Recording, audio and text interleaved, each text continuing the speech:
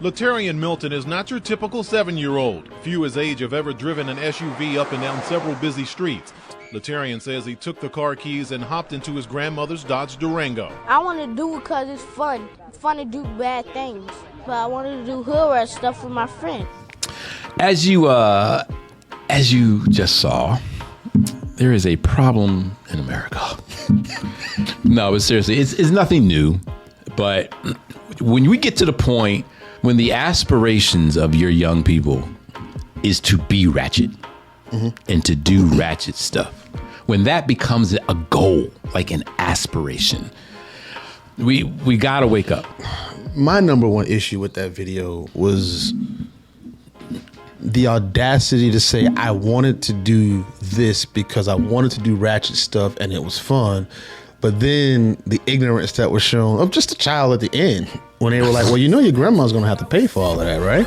And he was like, well, can't my mom help her? And that shows the disconnect. Well, at 10, you expect them to be disconnected like that. So back to what I was saying. What I was saying. What's up, friends, family, and fans? Welcome to Life On Podcast. This is where we listen and inspire friends in entertainment. And everywhere. Yeah, because boy, does life happen to everyone. Boy. That's a little side conversation. Big ups to having homies around when you need to talk about life. Hey, that's what homies are for, man, because life is lifing. But yeah, man, welcome. So I am your host. Today, I'm your co-host, Stone Stafford. We're going to give the hosting duties today to Mr. Johnny Vaughn. No, I don't want to. Hi. Johnny Vaughn. So anyway, welcome. As you just saw, there is a problem in America, in black culture. No, but seriously, it's nothing new. But we are at this point now where when we get to the point where what do you call it again? Your goal, when you want to aspire, when the aspirations of your young people is to be Ratchet and to do Ratchet stuff, when that becomes a goal, like an aspiration, we gotta wake up. And here, this is the part that is bothering me because it's the same old. It can't be the older people that wake up. All right. Now, why is it the older people that wake up? It's because we've lived life. We know what works. We know what doesn't. We know. So we have experience. And with experience, more often than not, there comes wisdom, hopefully, and insight. So that's why I typically have older people. Right. Of. But what I was so proud of is I was talking with some high school girls at a high school I was speaking at. And I forgot how this artist, Sexxy and Sukihana, their little Ratchet song came up. But when we brought it up, one of the girls was like, oh, I can't stand her. And I ain't gonna lie, it took me off guard. I mean, because these girls are like 16, 17, whatever. I was like, for real? She go, oh, yeah. And the other girl was like, yeah, like, what is she even doing? Like, and they just started going on just how gross she was. And I was like, y'all don't like that? She goes, they're like, no. And they was just going in, and I was like, wow. I thought y'all be kind of into that stuff. She goes, oh my God, no. And so they started going on why they didn't like. And my heart was so full and so happy hearing these. And look, I saw it through the post. I don't know how many. I did share. That's right. I did share the post. I sure did. And so look, everything I'm about to say is not a direct attack at the person. Yes, it is. And here's why. At the person of a Sexxy Red or a Sukihana and any other artist that falls in that line. Okay. It's not a person-to-person attack. And one reason why I want to say that is because you don't know someone's background. You don't know someone's history, and you don't know someone's, what's so real, childhood trauma even, which they might not even recognize as a trauma. So we are who we are because of... It only took 60 episodes for you to agree with me, but you finally did. Well, the difference is, just because I have that understanding doesn't mean I'm letting you off the hook. Because you get to an age where you know right from wrong. Fair enough. You know good from bad. You know evil from not evil. Actually, you know what? Do you, though? And I'm asking Maybe that. I should say should. Should. You should know right from wrong. Because one thing that I'm noticing with dealing with when that conversation comes up now, because people ask me how do you feel about it, and I've gotten to a point now to where I almost ignore it. I don't even pay attention to that, because just like you were almost unaware that there would be kids that thought it was grotesque and detestable and didn't like it and would go off. I know that exists because I see people all the time that they shun it. They don't pay attention to it. They say, I'm just not going to let my kids see this. I'm not going to let my little cousin see this. Sure. And there's responsibility being taken. So I try not to talk about it.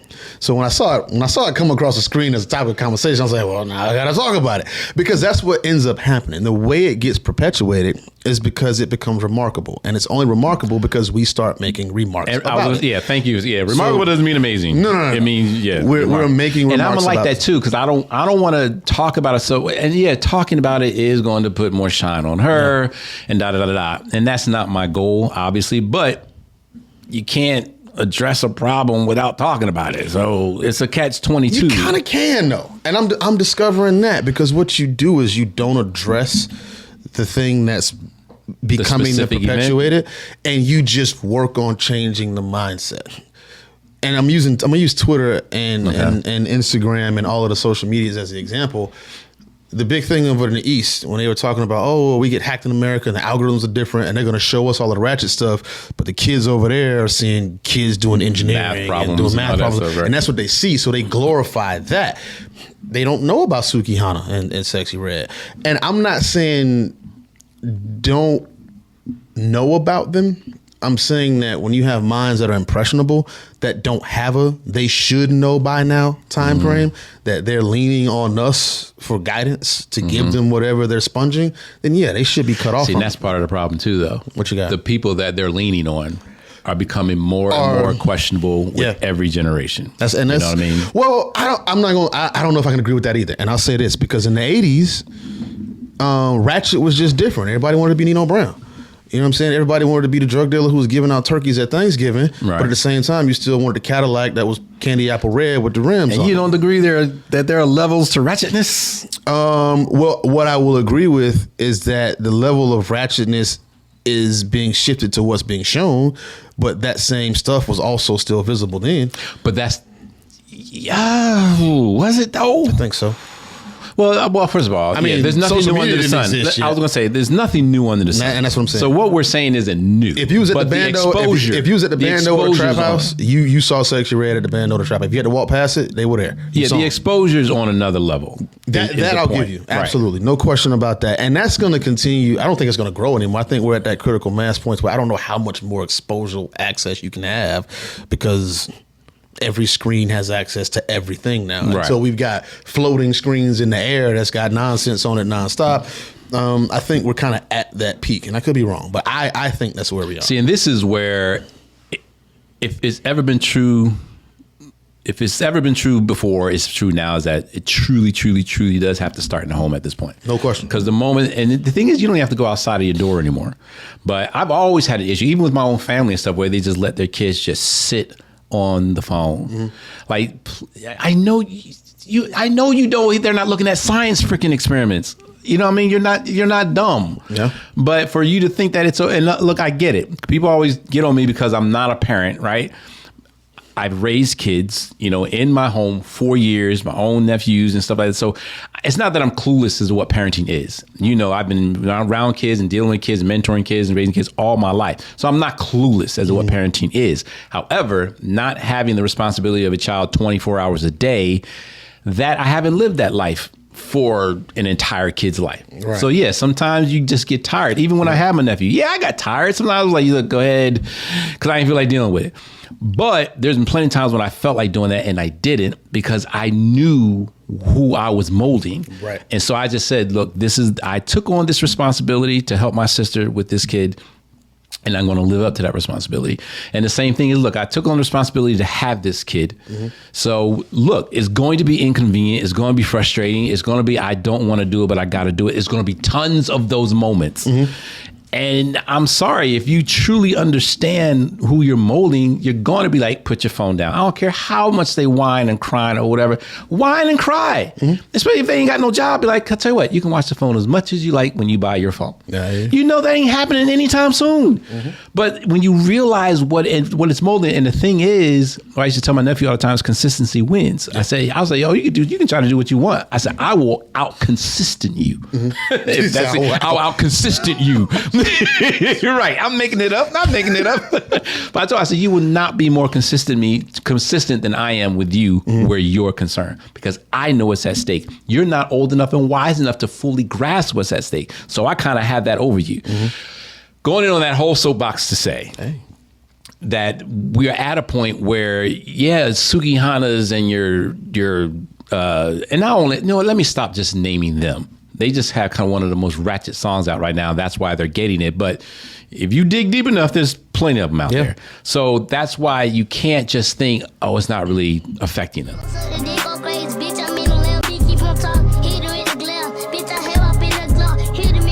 Shame on this kid's parents. I don't judge y'all for what y'all feel like y'all have to do. I'm not trying to judge anybody morally, but for victimizing this kid, for victimizing this child, and dumping some of the worst garbage that currently exists into his head, you should all be ashamed of yourself. I say that unequivocally. You should all be ashamed of yourself for not giving this child the opportunity at a life that's more than, if she ain't sucking, get the fuck up off my 100 round, hit him with the Glock, take a fucker down. You represent the worst of us. Unequivocally, you represent the worst of us for grooming this child to be a monster and a criminal. He's talking about getting his dick sucked in here, sexualized at 9 years old, right? And criminalized at 9 years old. This is wrong. I mean, look at the video you just watched. This is a 9, 10-year-old kid. Where do you think he got it from? Now, granted, he could live in a household where his mom and dad are ratchet. I don't know. But either way, the influence is there. Well, no, but I mean, this is where the education part from at home, I think, is very important. And I'm not trying to hold anybody's standard to what I do with my son, because some people think that I'm extreme. But my son is able to weigh cost and effect and cause and effect of, okay, if I do this fun, what's going to happen? Is this good fun or is this bad fun? And he goes through those processes, but now does he still try me? Of course. Sure. He's 9. But when it's time to have a conversation about it, he will ask, did I do something that's going to cost you something? Like, he's asked. But go back to what I said. You and Gwen, as parents, said, we had this child. Correct. We realized that it's going to be inconvenient. We're going to have to go above and beyond. We're going to have to do what we don't feel. You've accepted that accountability and responsibility fully. You're not just like, I put a roof over your head and food in your mouth and clothes on your back. Right. I did my job. The accepting part is it's going to be more difficult for us than it was for our parents with us because of the access. Exactly. Because, I mean, my son's got an iPad. He's got an iPhone. He's got 2 laptops. Yes, he's well connected with stuff. He does have screen time limits. He has to earn he has to read a certain amount of pages in order to buy time to have free time outside of. Now he's homeschooled, so his schooling happens online, and so there's some responsibility that's put on him to make sure that he's taking care of what he's given, and we also allow him that leeway as well. But I can also watch everything he does. But what I see y'all do, and a lot of other parents do that some parents don't, is you're not just limiting access, but I've seen y'all get him involved to alternatives. Absolutely. You can't just take away. No, absolutely. And then not give something to fill the gap. Correct. You know, so it's not just about, well, he has a timer on his phone, or, well, these sites are blocked, or, oh, da-da-da-da. It's not just that. Yeah. Well, what's he doing in the meantime? Exactly. My mom used to make us do book reports during the summer. Okay. Did I hate it? Absolutely. No question. Absolutely. I don't think I'm the most stupidest guy in the world. Saying stuff like that. No, I'm doing it on purpose. I'm trying to relate. I mean, if that's what your language is going to I don't think I'm the most stupider guy in the world. You found 3 ways to mess that up. But I know a little something. Sure. But I also attribute to some of the little things. A book that I just suggested to you before we came on, right? How to Win Friends, Influence People. Right. First time I ever heard of that book was my mom. Okay. She tried to get me to read that book, Think and Grow Rich, Acres of Diamond, Greatest Salesman in the World, And I can go on and on, all since I was like 10, 11, 12 years old. Are you kidding me? What 10, 11, 12-year-old wants to read those things? Right. But then she started making me do book reports. And with my mom, you did. She was an old school mom, so you did what you was told, right? If you wanted to live, you know what I mean. But now I find myself recalling those things because she gave me no choice. They become core memories. Yeah. You don't whine to my mom. You didn't complain. If you had an attitude, you got your lip busted. Y'all can get soft on me if you want with the capital punishment. But you're sitting here listening to my podcast right now, and some of y'all are emailing and texting us talking about how great our information is. Well, guess what? It's the product of Geraldine Stafford busting my lip. So take it what you want. But anyway, I get it. That's a whole nother thing. And the statute of limitations I'm joking. is up, so she's not going to jail for beating you down. Right. So look, I'm joking where all that stuff's concerned. You train your child according to your child. Absolutely. But my whole thing is you can't just take away the stuff. You have to give it. And sometimes, look, y'all, this is the part where I feel is missing. And we're on parenting because parenting is the first line of defense, where this whole ratchetness that's taking over black culture, it's going to be the first line of defense. You have to make your kids do stuff. It's okay. Please stop listening to these new counselors and mental health and all this. We're putting all these titles on it so that we can coddle our kids. You have to make your kids do stuff. You have to force your kids to do stuff. None of this, what do you call it when your kids can divorce your parents again and all that kind of stuff? Emancipation. Yeah. Screw all that stuff, all right? It is your job to mold your kid for the future. It is your job. A lot of these kids now are making it today because of the childhood trauma. And childhood trauma isn't always just treating your kid bad. It's also not giving your kid everything that they can that you could have given them. Right. Because there are some parents who don't have it as good as other parents, right? Absolutely. You don't have the resources. You don't have maybe the opportunities and the access. But you have life experience. You know what works and what didn't work. And if every parent goes into this, like, I will make sure you have everything that you need to be 10 times better than I am. If that is your goal, you're not going to go wrong. You're not going to go wrong. It's also a thing you can't overlook is that you grow with your kids. And most parents ignore that aspect of it because once you become a parent, I'm the adult, they're the child. I admit to my son all the time, listen, man, I don't know what we're doing. We're going to figure this thing out together. So how you feeling? What am I doing that's screwing this up for you? This is what I need you to do. Now let's figure out how we can function together. Now, I'm still his parent. I'm still his dad. Right. So, I mean, at the end of the day, what I say is going to go. Right. But the challenge comes, it goes to the replacement. I don't just take stuff from him. I have to get creative enough to make sure I'm still engaging him when I remove something. Because when I remove something that he wants, obviously that's going to trigger now I'm upset at my dad. I also don't have what I want. So now I'm just mad. It forces you to grow and become a creative parent to try to not so much force your kid to do it.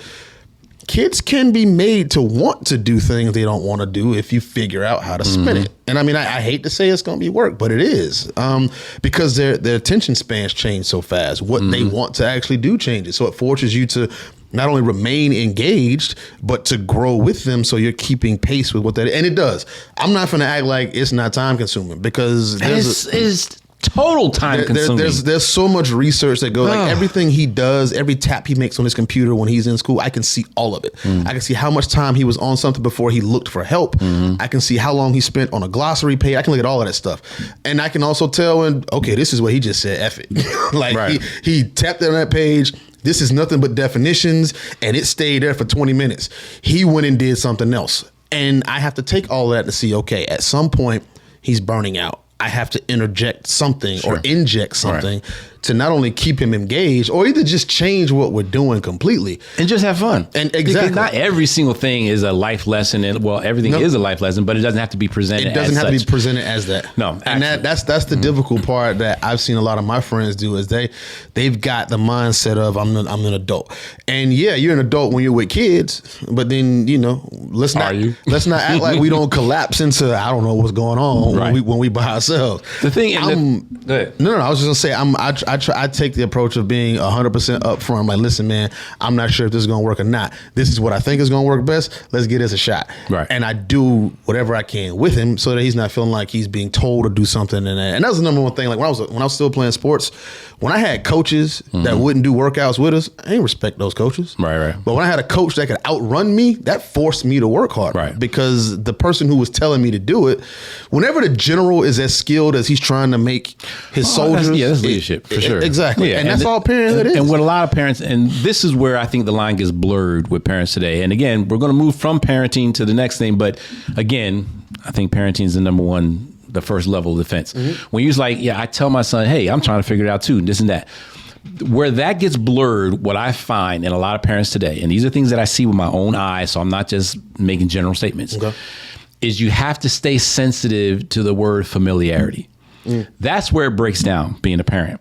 The moment your child becomes familiar with you, that's when the respect goes out the window. That's when they forget who's in charge, who's the leader, who's the authority. Sure. So I'm all for sitting down and having a conversation with your child. I'm all for getting your child's opinion. I'm all for that, but you have to learn how to do it. And look, key word is some of y'all need to learn how to do it because there's a way to do it, right? Yeah, that stupid word that I just can't stand. Yeah, you got to learn. Crap that they say. Right. No, it's not even learn. It's boundaries. I don't like the word, but it's that. It's learning how to do that. There is that because the moment that familiarity sets in, parents letting your kids call you by your first name, letting them cuss around you. It's not about the cussing. It's just that they think they're on the same level with you where they can cuss with you. That's that familiarity that sets in. And that's when you can't do that. And I'm not a psychologist, so I can't go into the deep realms of what that is, but you just can't do that. And it's not a new age thing. It's not a new parenting thing. You cannot imagine that's why some of your bosses and leaders in the military, that's why they don't hang out with you. That's why they don't go to ball games with you all the time. Because the familiarity sets in. And what if you are a great leader, right? You run a great team, but what if you can't do what they do better than they can? Right? They'll never know that if they're not hanging out with you all the time, so familiar. But the moment they're at your house all the time, then you realize, oh, well, his life ain't really all that together. Respect's out the window, homie. Next time you really need them to do it just because you said do it, they're like, I've seen your little home life. You know what I mean? Or I've seen you. Familiarity can't get there. Yeah. So that's why we're stuck on the parenting thing. After that, it's going to, L's going to go to social media and media in general. Okay. We have a responsibility. And what we have to understand is as long as it's going to make money. To make money. Media doesn't give a crap. No, not at all. Can y'all please get that through your thick heads? Okay. As long as you're making media money, they don't care about the welfare of your child. Right. All right. So we get, because this is why it's so important. You know, Sexxy Red's gonna get it there talking about something. Oh yeah, we need Trump in office and wooty wooty woo. I'm gonna sit there and tell you right off of that statement right there. We need Trump back in office. I'm not gonna flat out be like, no, we don't. You're wrong. I understand there's gonna be a lot of black people who are gonna be like, Stone, what? Da-da-da. Look, I'm going through something right now with my studio where the loan that we're gonna get now is nowhere near, well, not the special deal I told you about, but traditionally, there's nowhere near we could have gotten it. But when Trump was in office, I could have gotten it. That money was flowing, boy. I could have gotten it. Yeah. So look, you ain't gonna shame me as a business person. There are some things that Cheeto did that benefited me. I don't care who the heck you are. You will not get me to move on that. I understand. I couldn't stand a lot of the other crap, but there were some benefits I got from that dude. Same here. So, but her talking about something, oh yeah, Trump need about all this free money. Free money? Like that. See, the thing is, you don't know what you're talking about, first of all. But the problem is you got all these kids who love you now and that are listening to what your ignorant behind is saying. That's when now we go from dangerous to detrimental. Yeah. Because now it's like, now not only is it a bad influence, but now it's influence where people are going to act off of what you're saying with your ignorant self. You see what I'm saying? That's when it becomes dangerous. You know what I mean? So and the thing with black culture is like, we are culture. We influence culture, right? But then we want to take that influence and twist and corrupt it with ignorant stuff. Then when the results start manifesting themselves, get mad at the man. When we influence the man every day, all day, black people, we influence the man. People go, the man, they make marketing and business decisions based off of what we do and what we as a culture buy. Please understand that half of their strategy is built off, well, what are black people into? What are black people going to buy? Well, what do we need to keep black people out of? Whatever it is, we are an influential factor in their equation. And all we going to do is, my booty hole brown, I want to kill everyone that looks like me, stab, right, kill you. That's what we give them. Please make it make sense. I don't think you need to make it make sense. You asked a very interesting question in setting this up, was, are they good for black culture? And I love the way you phrase it, because I know the answer to that is from you. Mine, I'm gonna say something extremely controversial. Say it. I think that they are, all of the hyper ratchet stuff is very good for black culture, because it's gotten to the point to where it's so bad that you can't help but reflect a mirror on yourself now and say, is this really what we want to do? I knew you were going to say that. So one of two things is going to happen. Either you're going to have a conglomeration of people that says yes, and it's going to activate that group of people to actually get out and do what people like Dr. Boyce Watkins are doing with the All Black National Conference that I just got a chance to do some stuff for a couple of weeks ago, where their whole thing is bringing black people together and teaching them about the power of the black dollar and everything black, and how to invest in multifamily homes and how to start building generational wealth. Or are they going to just keep listening to Sexy Red's music? One or the other. Now, the funny thing about it is they played Sexy Red's music at this event. It was some of the walk-in fun music. They had a party, but at the same time, every single breakout session was about generating wealth. So I think it's good for the culture, because it's at that point now to where after a while, something gets so bad, you have to analyze it, whether you know it or not. If it's coming from a perspective of ignorance, you'll look at it and see, hey, I'm living where I'm living. I have access to what I have access to. This is what I'm liking. But they got more than me, and they doing something else. That stuff is always obvious. Now, you being a stone now. Well, you're putting faith that the people are going to have the wherewithal to look in that mirror. It's going to happen. Now, I'm not saying how many people, but you know how they say the sign, if somebody doesn't know how to read a poison sign and they eat the poison anyway, then that's just, evolution's taking care of itself. I see. Sometimes the herd needs to be culled in order for the good to actually blossom. Well, here's why I think that may be the wrong thing to say in that situation, but I'm no, I know. And the thing is, I get your point. And again, the reason why I'm saying you sounding like Stone, because that sounds like the optimistic view. Well, I'm not being optimistic at all. That's what's going to happen. I mean, I think it's going to happen, but I don't think it's going to happen because our culture stood up for our culture. Because one, that's been happening for years. You can, especially in Atlanta, you can't turn left or right without finding a pro-black culture. Absolutely. So that's been happening for real. Why is it not working? Well, the reason why it's not working, again, like we always keep saying, it is working. It's just not on working a microcosmic layer. It's not working exponentially. Exactly. Right. Or expeditiously, I should say. There you go. Right. And the reason why is something that you're going to hear a lot of people always say is because at the end of the day, and we've said it in one of our earlier podcasts, is that media controls the hearts and minds of men. Now, the reason why I think the mirror is going to be looked into isn't because black folks said, hey, we need to do better. I think it's going to be because of what's happening right now. Labels have now dropped, and this labels, I'm talking about music now specifically, right? But labels, the signing of these types of artists have plummeted. And I forget the article actually it wasn't even an article. It was an attorney that was reading at one of the largest entertainment or law firms in the country. And of course, they have a huge entertainment segment. But the attorney was telling me that the type of music, particularly rap, right, that is being put out now is actually now becoming dangerous to brands.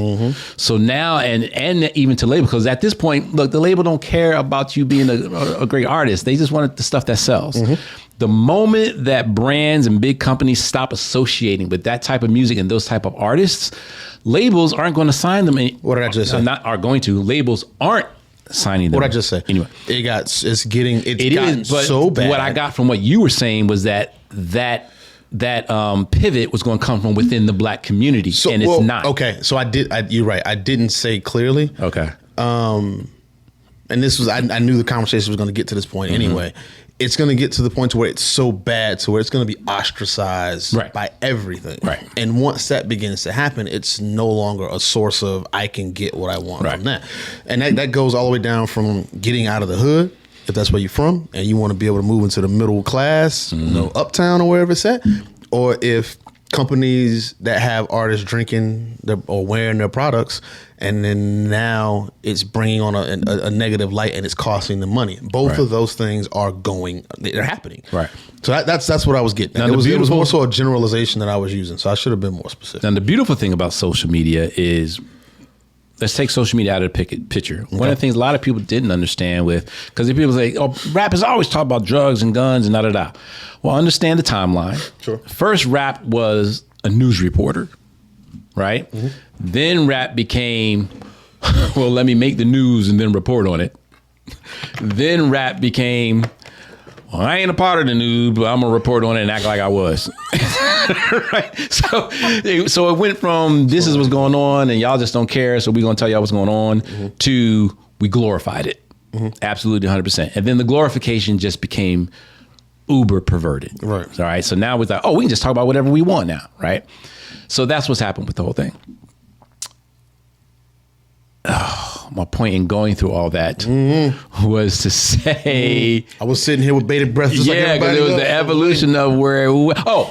And so the good thing about social media is, what we didn't have before social media is when we have rappers that did that and they blew up, right?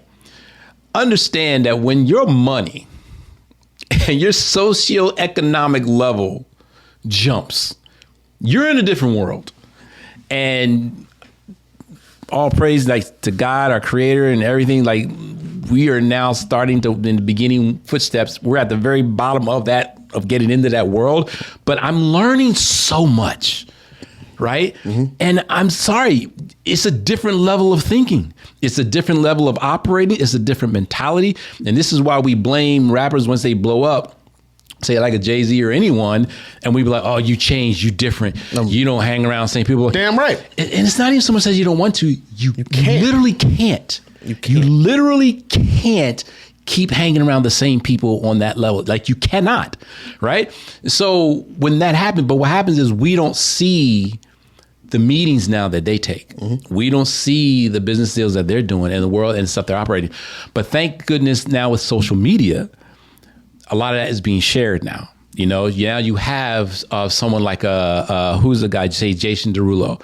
All these posts now talking about his car washes and stuff going on. Yeah, that's not sexy, right? And, you know, Jay-Z has been open about some of his business practices and how he's growing and stuff like that. And this happened with a bunch of them. You had that run where Chameleonaire stuff came out. And they were talking about all the Chameleonaire stuff. So now we can see the things that's going on. And so that's the good thing about, but I think that needs to be amplified, like, even more. And shout out to people like EYL and stuff like that try to bring that kind of stuff to the forefront. But that kind of stuff needs to come to the forefront more. Because one thing I can tell y'all right now, we need to do a podcast on this, where tech is going with music. Look, I'm gonna save it for that podcast, because this is a fugazi. When you think these labels want you to go out there and make money and be successful, and they're trying to put you in a position to make money, it's not for the reason that you think. So we'll talk about that. And so now we have these little kids coming into rap, and they only know one thing to rap about, right? I mean, you got 10-year-old kids calling girls bees and going down on me on your little 1.5-inch PP. Let's call it what it is, right? Like, and literally you rapping about it, and there are parents behind it pushing it. But you don't. Well, why do you think they're doing it? Because again, it's not about success anymore. We still think clout and fame is success. So we got to teach the difference there, right? That clout and fame is not success. But that's what most people come from, that most people go for. They go for the clout and the fame. They say, well, if I'm enough clout and I think I'm famous enough, that's going to bring the money. It doesn't happen that way. So that's what we're going. So they're going to look for whatever's popular. Doesn't always happen. Doesn't always happen that way. You're right. Doesn't always, because social media's changed that too. I think it's got to get to the point to where if it didn't happen that way, then it wouldn't be an option to do it, because it's being viewed as the only option for doing it because of that. And that is why I am a fan of Spotify's new payout structure. So, and a lot of people are pissed. They're like, oh, they're going robbing the creators again. No. I love it. So just in a nutshell, without deep diving too much, and we will deep dive in on it, but in a nutshell, so Spotify is changing their payout structure where now you have to reach a benchmark before you even start getting paid. So now it's not about, because one, there are a lot of bots and all this kind of stuff that do these fake downloads, fake streams. So one is to try to eradicate that kind of stuff. So now you can't just be famous like that. Like, you literally have to have real downloads, which means real people have to actually like your music so much that they will pay for it or spend time listening to it. Real people. And in order to not fake that, there's going to be now a threshold you have to reach. Once you hit that threshold, Spotify's like, okay, now we'll start paying out. You see what I'm saying?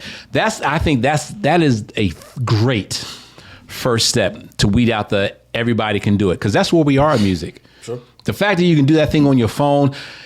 I hope my engineers here at Icon don't get me the wrong way, but I've seen a lot of my guys go from not knowing really anything, training here and learning, and now learning how to mix, and now they're starting to mix their first few records.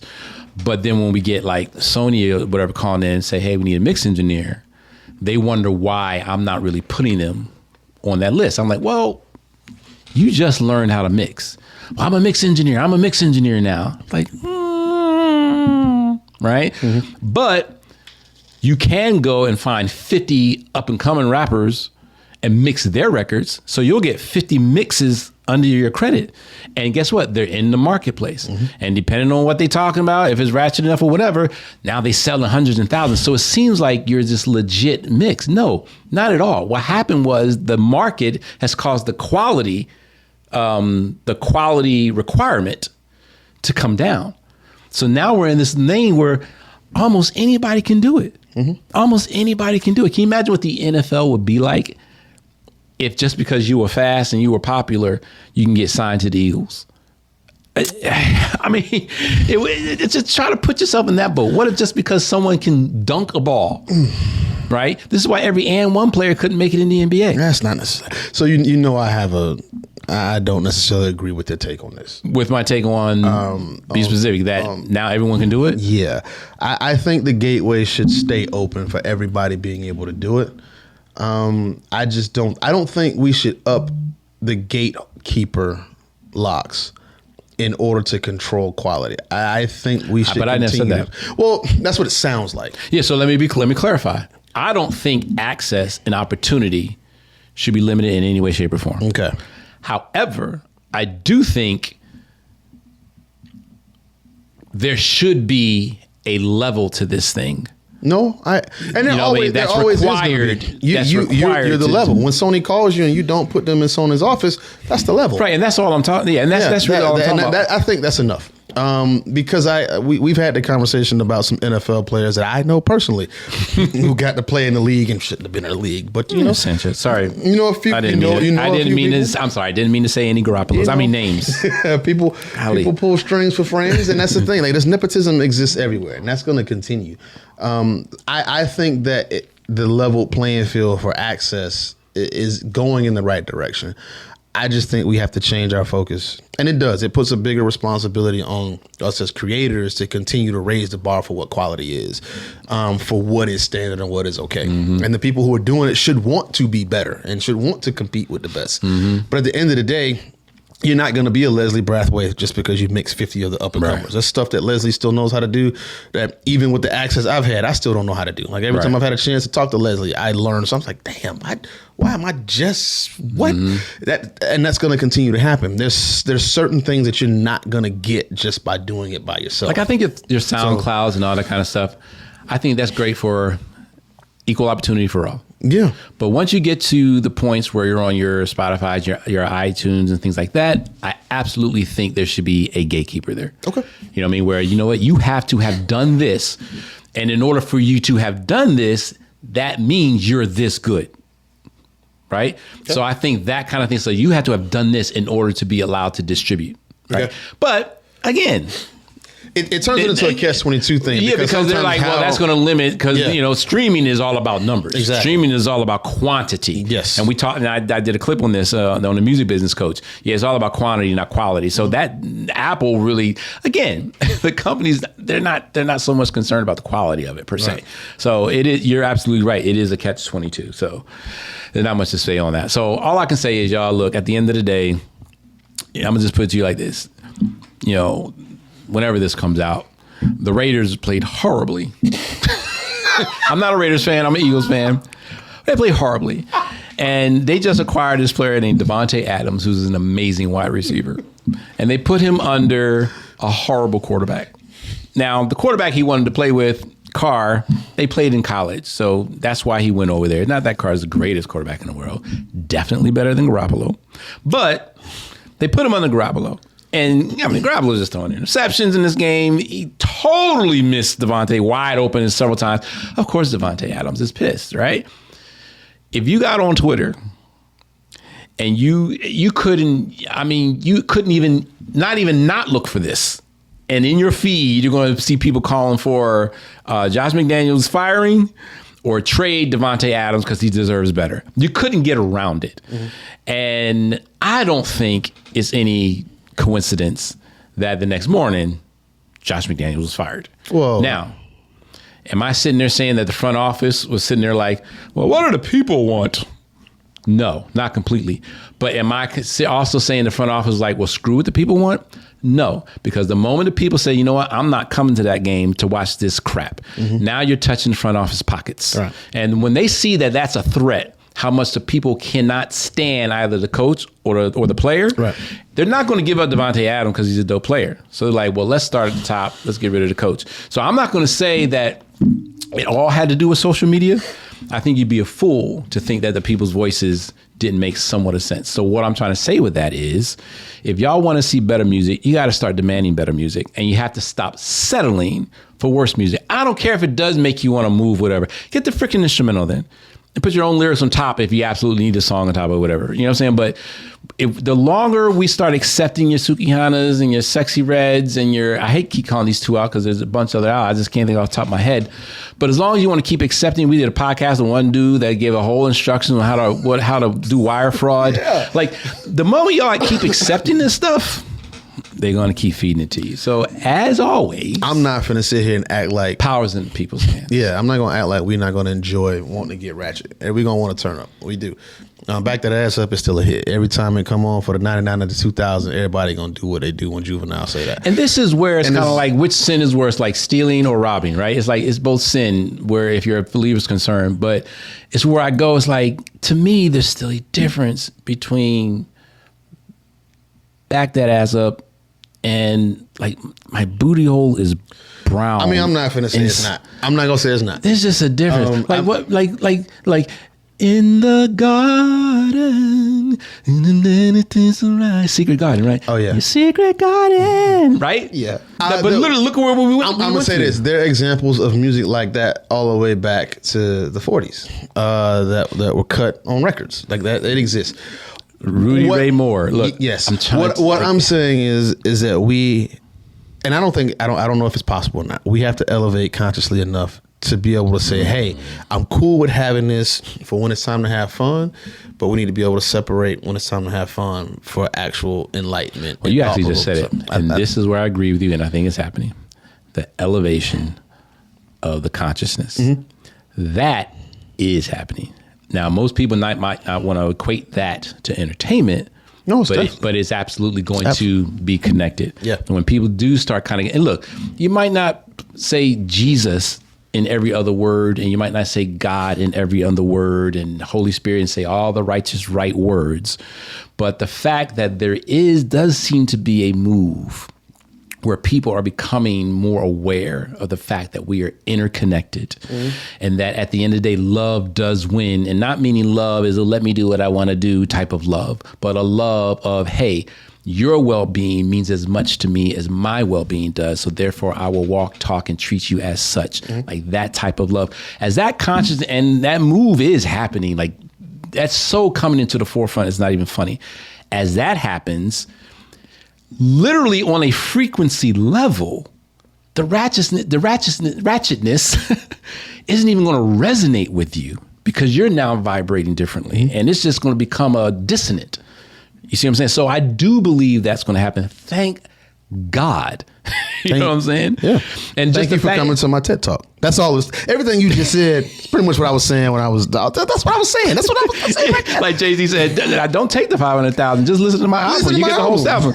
John's like, you know what? Just listen to every podcast. This is what I've been saying the entire time. That's the whole time. That's it. Man, yo, so Life on Podcast, look, do better. Look, you had kids, whether you wanted to have them or not, they're there. So go ahead and commit. Go ahead and commit to them. You know, give them a shot that you didn't have or a better shot that you had. Like seriously. Well, bring him to Stone. He loves raising children. For a fee. For a fee. But I do have a track record. Thank you very much. StoneStafford.com. There you can find anything regarding me. LifeOnPodcast.com. That's everything regarding Life on Podcast. You can go to our socials and all that kind of stuff. We want to hear from you guys. Don't forget, I in life is for inspired and L is for listening. So we want to hear back from you. Just Johnny Vaughn, JUSTJONYVAN. Y'all know what it is. It is November. We are hanging on. 1 million subscribers, man, in 2023. I know it can happen. Josh McDaniels got fired overnight. So we can get 1 million subscribers in 60 days. Yes, we can. We love y'all. Thanks for listening. Please share, like, subscribe, and please tell a friend. All right, we out. Peace. So back to what I was saying. What I was saying.